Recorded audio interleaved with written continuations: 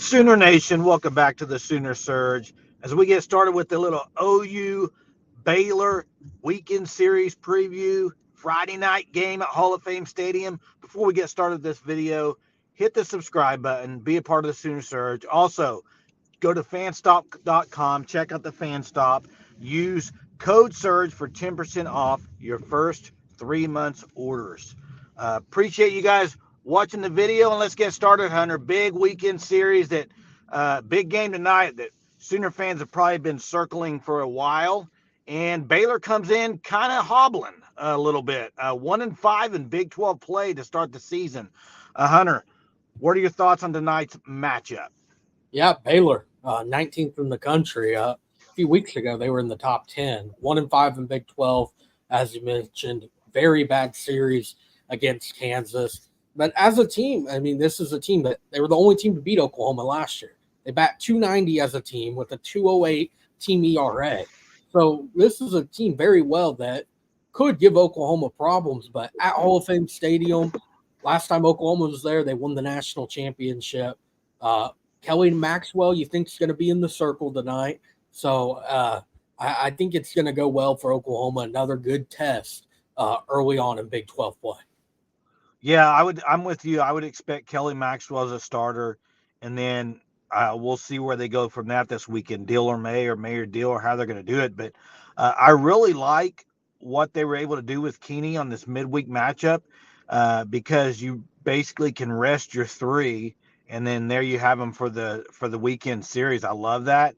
And I think they're going to be able to do that for a lot this year, really, if they want to do it, if they want to. Now, we'll see if that's something they continue to do.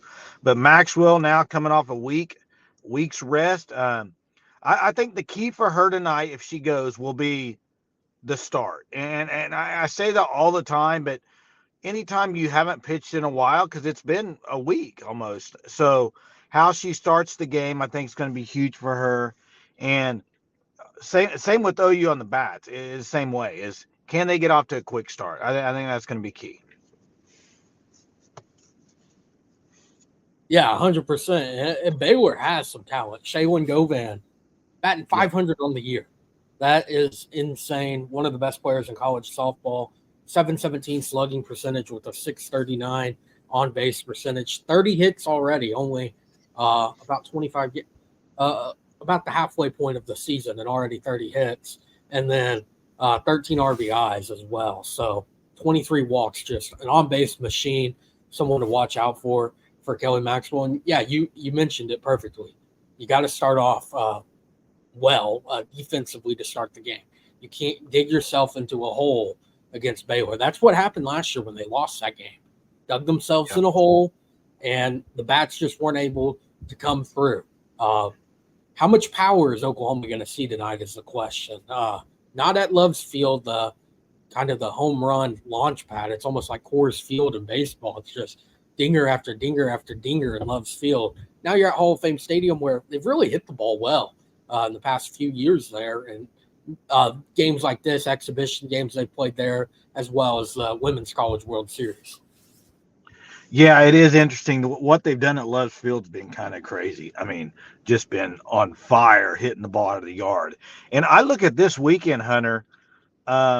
It's been somebody different the last 2 weekends. I mean, you had Sydney Sanders just on that hot streak 2 weekends ago. And then last week, Tiare Jennings was just on a roll. And then midweek, you have Torres throwing a couple bombs out there. Brito with the grand slam. I mean, Brito's been pretty consistent with home runs, but I look forward for this week. I'm just wondering who it is this week that is going to stand out offensively, because I think you've kind of had a different person every week, and so kind of weekend. I mean, so I don't know. Will Sydney Sanders get hot again? And she was very, very hot, and she's kind of. I mean, who wouldn't take a step back after the way she was hitting the ball? So Torres right now, man, the way she swung the bat in the middle of the week could be a great weekend for her. 9 for 16 in her last 7 games, Elena Torres, with a few home runs sprinkled in. Alyssa Brito's been really, really good the last few games. I think she has 3 home runs in the last couple games. Had the grand slam in the midweek against UT Arlington. Tiare Jennings is just Tiare Jennings. The reason she's going to break all of those records or solidify herself as second all time in many categories if she's not first. She has 10 home runs on the year with 9 doubles, and the way she's been swinging the bat, it's hard to not imagine at least a few extra base hits from Tiare Jennings tonight and as the weekend goes on. Yeah, and it'll be interesting to see what Patty does with the lineup tonight. And also the big question, I think, Kenzie Hansen.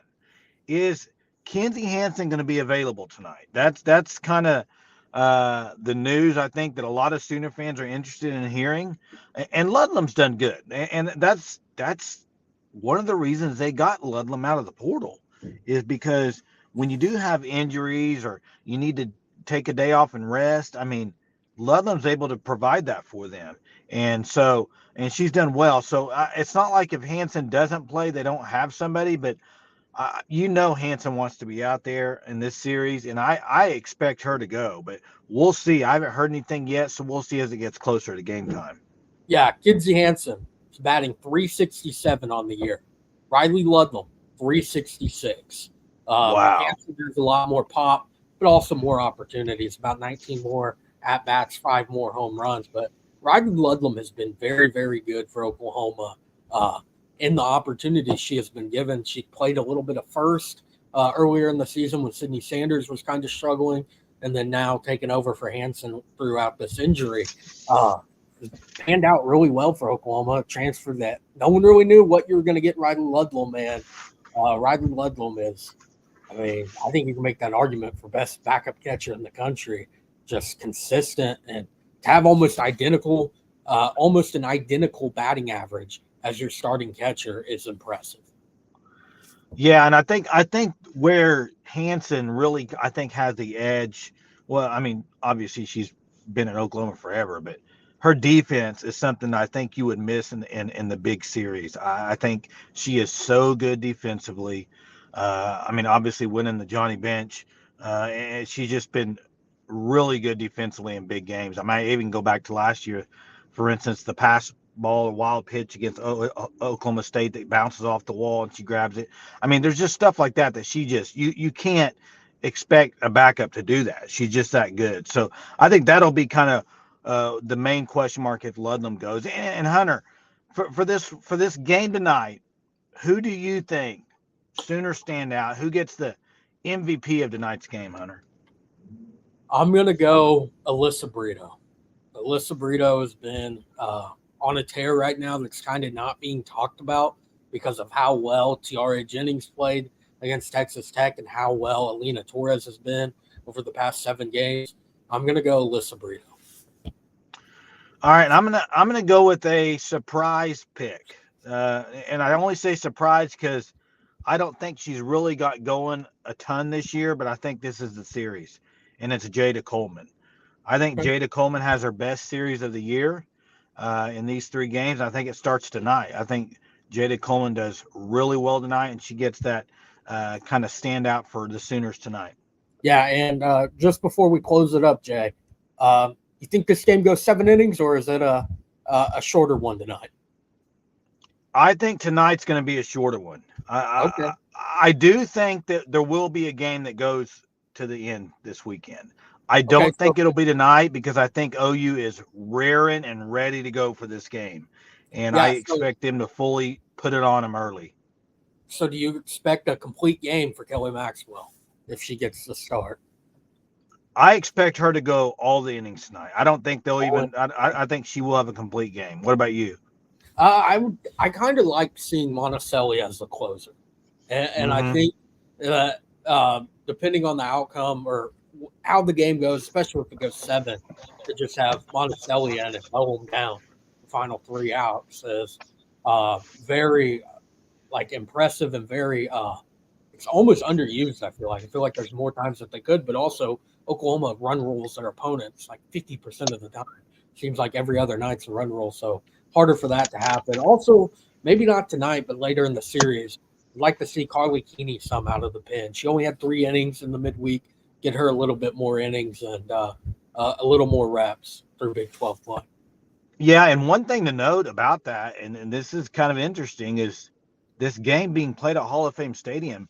is there ever a thought when you get a lead, get some of these pitchers in there to experience playing there for future, or is that even a thought? I personally, I wouldn't think like that. I feel like it's a lot different of a getting in there because it's an exhibition game. Oh yeah, for sure. You cannot replicate a World Series crowd, World Series environment. No, You know, no. so I mean, maybe that's the thought process behind it, but I wouldn't see it having any sort of impact on the pitcher. Yeah. Well, there you have it. Friday night game preview: OU versus Baylor, 6 p.m. Hall of Fame Stadium. Let's see if OU comes out and run rules Baylor. Are we going to have a tighter game?